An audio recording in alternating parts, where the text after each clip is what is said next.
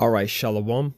First and foremost, I want to give all praise, honor, and glory to Yahawah, Bahasham, Yahawashi, Bahasham, Rachak Wadash. Double honor to the apostles and the elders, the elder bishops, the great Millstone who rule well.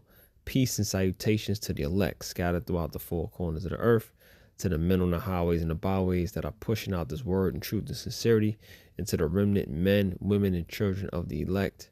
To you all, I say Shalom. My name is Ahmawan Ahyash, and I'm back with another lesson through the power and the spirit of Yahawah, by Hashem Yahawashi, by Hashem Rakak Wadash. And Lord willing, this lesson is edifying. Just a spiritual update, okay, to the time and the season of war that we're in.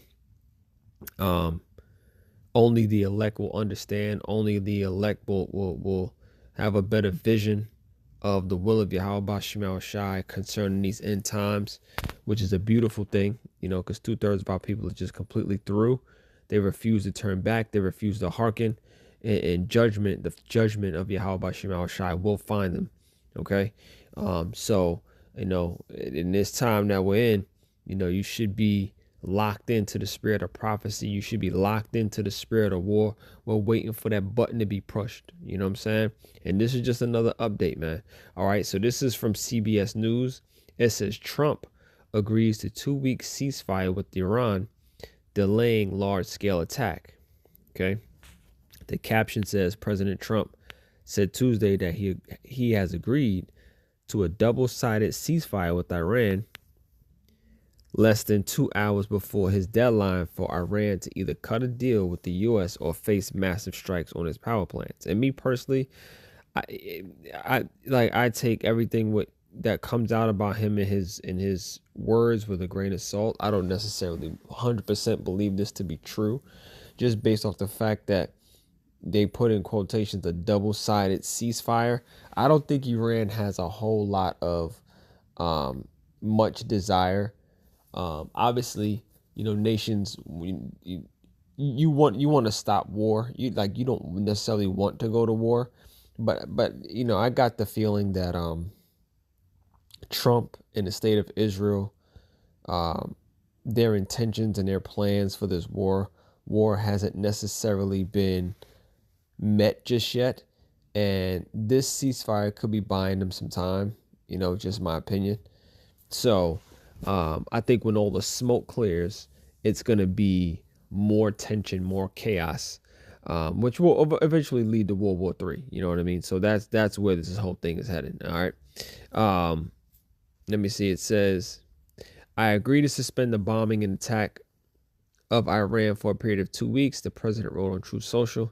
He said the ceasefire, which he agreed to at Pakistan's request, was subject to the Islamic Republic of Iran agreeing to the complete, immediate, and safe opening of the Strait of Hormuz. And again, the Strait of Hormuz has probably the largest impact on this entire war. The details as to why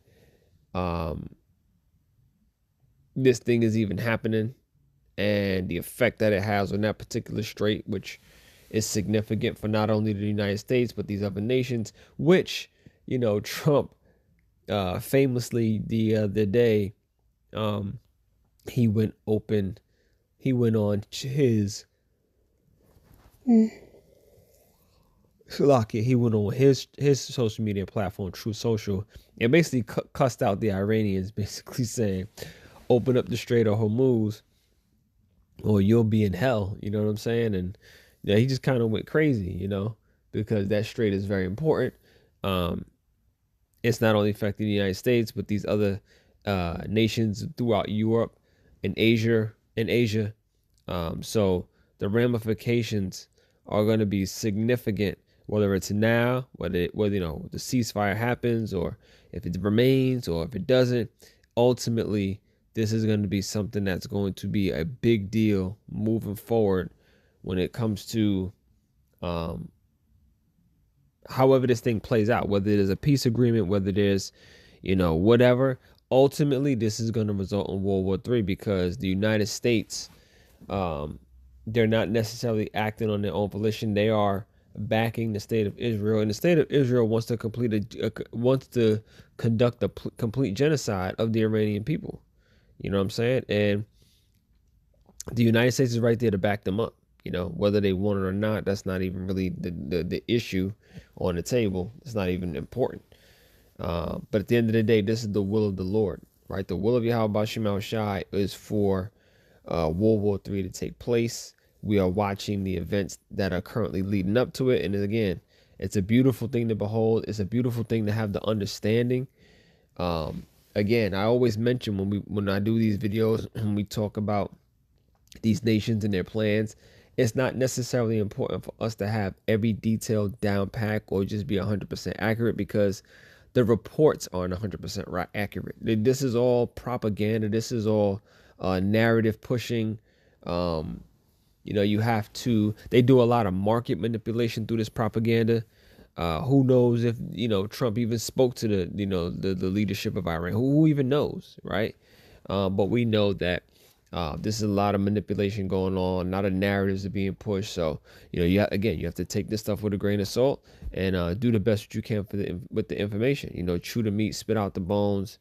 But ultimately, World War III is going to take place. All right, and that's what this is about. It says, I think that's what. Wait, let me see. The 2 week ceasefire followed a frenzied diplomatic effort by the United States, Iran, and third-party mediators like Pakistan to avoid a major escalation in the war. Over the weekend, Mr. Trump demanded that Iran strike an acceptable deal and reopen the Strait of Hormuz, a choke point that carries 1/5 of the world's oil. By Tuesday, 8 p.m., if Iran did not comply, the president vowed to destroy the country's power plants and bridges. Now, I can't imagine that Iran came to terms agreed to the terms of Donald Trump and the United States, just because, again, they really hold the chips right now. They control the Strait of Hormuz. They're willing to defend it. And I would assume that Iran is going to want the United States to come to some very, very unprecedented terms on their behalf in order to come to an agreement. That's just my feeling about it. And again, we just watch and let it play out. Something that's important for us, hopeful members of the elect. It's not important for us to, be so overly involved in this, man. Because at the end of the day, we don't give a damn about Iran, about the United States, about the state of Israel, about none of it. We don't care about your oil, your straits, or nothing. This is the end time of the end time.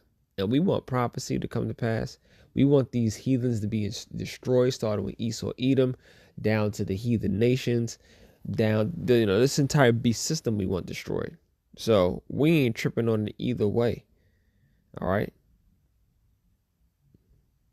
Yeah, we beg the Lord to put the spirit on Esau to stop kicking the can down the road and get this shit jumping already, right? To get that chip, push that chip out, get Jacob's trouble, and let's get out of here. So, this article here says, this is from CNN.com. Day 39 of Middle East conflict. It says U.S., Israel, Iran agreed to ceasefire before Trump's deadline. And this is part of what I just read. Agreed to a 2-week ceasefire. Where it says Strait of Hormuz, says Iran's military will coordinate passage of vessels through the critical Strait of Hormuz during the ceasefire. Iran's foreign minister said Trump said reopening the strait was a key condition of the ceasefire deal. What happens next? Pakistan's prime minister has invited delegations from both Iran and the U.S. to Islamabad for talks on Friday. Earlier Tuesday, Pakistan proposed a 2-week ceasefire to allow for diplomacy. All right. Lebanon not included. Israel said it would suspend strikes against Iran, but claimed Lebanon was not part of the ceasefire, according to Israel Prime Minister Bibi Netanyahu's office. So even with that, the way Israel struck Lebanon, they're like, look, the peace of talk, the ceasefire is cool and all, but Lebanon is not included in that. You know what I'm saying? We have interests over here in this region that's not including what's going on with Iran. We're gonna go over here. We're still gonna, we still got smoke for the Lebanese people over here. And the United States isn't gonna say anything. They're not going to, interrupt any real plans that the state of Israel has. They're just going to go along like they've been having. Trump says U.S. will help with traffic buildup through Strait of Hormuz. President Donald Trump on Wednesday said the U.S. will be helping with the traffic buildup in the Strait of Hormuz just hours after announcing a 2-week ceasefire between the U.S. and Iran, contingent on the complete, immediate, and safe opening of the critical waterway. There'll be lots of positive action. Big money will be made. Trump said in his Truth Truth Social just after midnight. Iran can start the reconstruction process. We'll be loading up with supplies of all kinds and just hang around in order to make sure that everything goes well. I feel confident that it will. And if you think that this is going to go just as smooth as he's making it to be, you got another thing coming. Those Iranians do not fuck with the United States. They don't. It's almost like this is like the final straw, before World War III, because they know the United States and the state of Israel cannot be trusted. So they're not just going to open up the strait and be business as usual. There's going to be a lot that the United States is going to have to agree to. And again, we'll see how it plays out. All right. What I found extremely important and funny, okay, this article here, all right, because let's just, this thing took a turn that quick, right? This is from BBC News from today, updated a few minutes ago. It says Israel's continued strikes in Lebanon putting strain on the fragile U.S.-Iran ceasefire. So in the last article I read that, Bibi said, look, man, this Lebanon thing that we got going ain't got nothing to do with your ceasefire.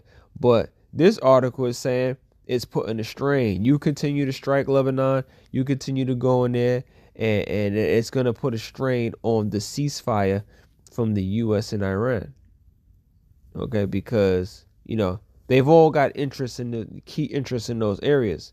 Okay, whether it be a strait or whether it be a pipeline, whether it be, natural resources, whatever it is, there are interests in that region where these nations are trying to get the upper hand. So it says, let me see. Israel launches a large wave of strikes in Lebanon, killing at least 182 people and straining a conditional 2-week ceasefire between U.S. and Iran. Hezbollah says it has fired rockets at Israel in response. All right. The IRGC says it will deliver a regret-inducing response if Israel continues to attack Lebanon. And the U.S. and Israel say Lebanon is not included in the ceasefire deal. So that's the thing, right? So Iran is saying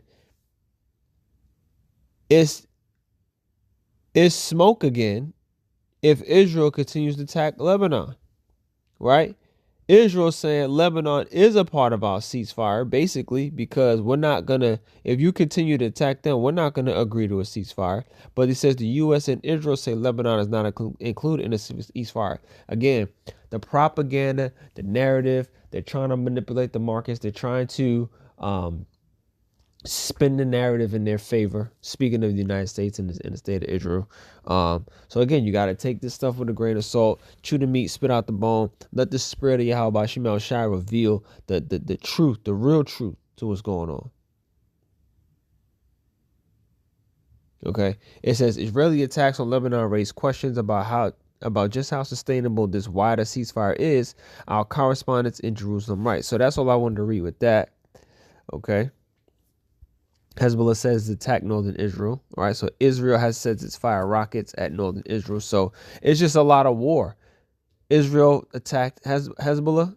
All right, they attacked Lebanon. And Hezbollah said it's fired rockets back at North Israel. All right. The Iran-backed militia says it was in response to ceasefire violations. In a statement posted on social media, they have also threatened to continue attacks until Israeli-American aggression against Lebanon stops. Okay. So again, you can say Lebanon is not involved in this ceasefire, but what is the RGC saying? Okay. What is Hezbollah saying? They're saying something different. On Wednesday, Israel launched its heaviest bombardment of Lebanon in this conflict, killing at least 182 people. Disagreement remains over whether Lebanon is included in the ceasefire. All right, so as you can see, more narratives, more propaganda, more deception. That's just a part of it. That's just all a part of what we're seeing. It's a part of war. Everybody's trying to, all these nations are trying to get the upper hand, position themselves to be the next superpower. And when I say all these nations, it's probably only 3 or 4 that can even, attempt that. So, whatever. What else? I think there's some ramifications that came through this war. It says, as a result of this war, it says Amazon, UPS, FedEx, USPS add temporary fuel surcharge to offset extra costs. So again, the implications and the ramifications of this war is affecting society in ways that people don't necessarily see or hear or feel at the moment. But as these tensions rise and more plays out and more things happen, and we're going to see a real disruption in society due to rising costs, inflation, hyperinflation, ultimately a famine. So this is the stuff that we have to keep our eyes on. All right, these big global companies have adding a temporary fuel surcharge to offset the extra costs from the war. It says the rising fuel costs amid the war in Iran mean it will cost you more to get packages delivered. Starting April 17th, Amazon will apply new surcharges to its sellers. UPS, FedEx, and UPS has also added fuel surcharges to countering rising fuel costs. Rising fuel prices means sticker shock at the pump for many reasons. It's $137. That's significant, said Jill from Pleasant Hill. That's how much it costs her. That's how much it costs her to gas up on Sunday. All right. It says the Strait of Hormuz has remained closed since the U.S. and Israel began their war with Iran. It's a critical shopping route for crude exports and major oil producers. The closure has pushed oil prices higher than driven up gasoline costs. So this is what we're seeing, and this is what we're going to continue to see. All right, prices are going to go up due to, these warmongering devils. All right, because that's all they know, that's all they care about. Let me close that. It says beyond gas, another one from CNN.com. Beyond gas, the price increases American consumers. The price increases American consumers are experiencing from the war. So again, more of what we're talking about, more of what we're seeing. Supply chain interruptions, businesses not being able to just sustain their level of profit. Their profit margins are going to change. So guess who's going to feel it? There's going to be layoffs. There's going to be increased prices. The working class people are going to suffer because of it. Because all these companies are going to do is raise their prices. Period. So, I didn't even have any really precepts prepared, but I will go to I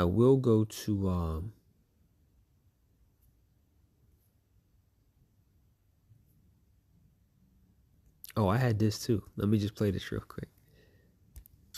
His foreign policy has been a disaster. So let's get back to the main issue here. So he said he was against the wars. You're absolutely right about that, especially against Middle Eastern wars. And he said he was worried that Kamala Harris and Joe Biden were going to take us into World War III, okay? And now what do we have? Ben-Gvir threatening nukes.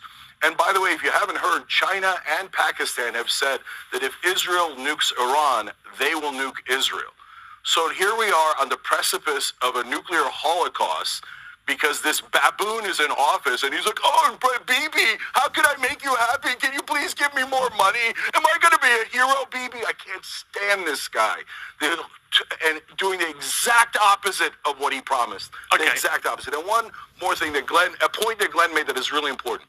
So Russia goes and destroys their army and their treasure in Ukraine.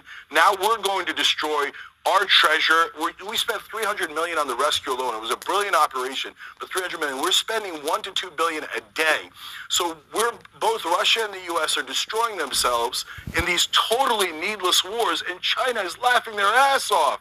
How did they get this lucky that we're wasting our treasure and our military on wars for other countries? It's insanity. Let's go compete with China and India economically. Stop this military madness. Get someone who's an American and who's a decent person back in charge of America. And there you have it, right? So you see, there's a lot of people, and you know, we've reported on this, but majority of Americans are not comfortable. They're not happy with this war. They're not happy with what's playing out. They're not happy with,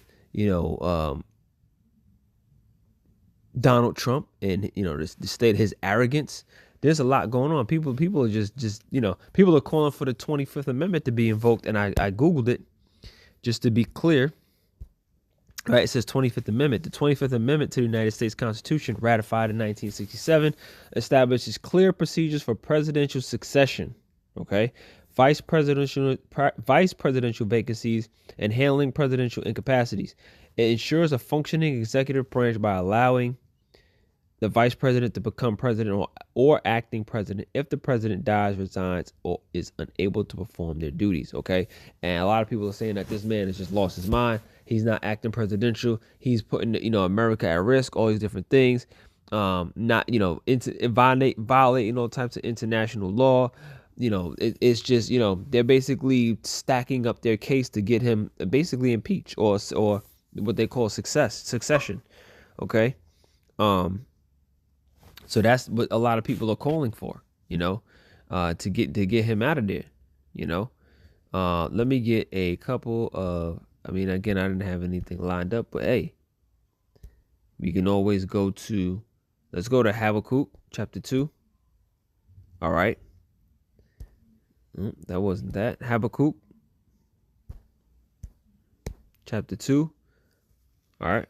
It says in verse 1, it says, I will stand upon my watch and set me upon the tower, and I will watch to see what he will say unto me and what I shall answer when I am reproved. And the Lord answered me and said, write the vision and make it plain upon tables that he may run that readeth it. Okay.